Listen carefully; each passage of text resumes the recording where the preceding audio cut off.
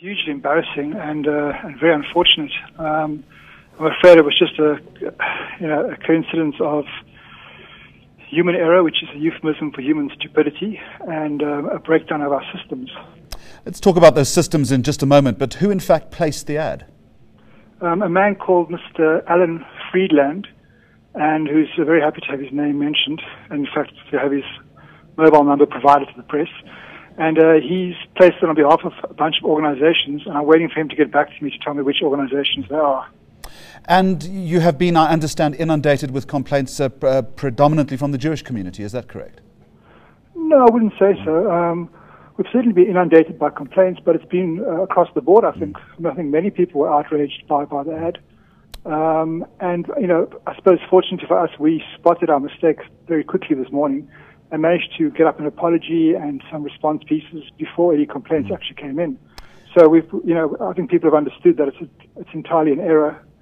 And I think it's been managed fairly well. It certainly has damaged, our relationship with some of our readers, which we're trying to recover from. And, it's hugely embarrassing for us. There's just no two ways about it. Chris, I think a lot of people perhaps wouldn't understand the line, the demarcation between the advertising side of a newspaper, or for that matter, radio and television, and the editorial side. You're talking about having to fix the systems. Often that gatekeeping system that exists on the editorial side doesn't necessarily exist with the same vigor, I would assume, on the advertising side. Perhaps greater synergies need to be developed on that side, not only at your newspaper, but maybe a lesson for all of us in the media.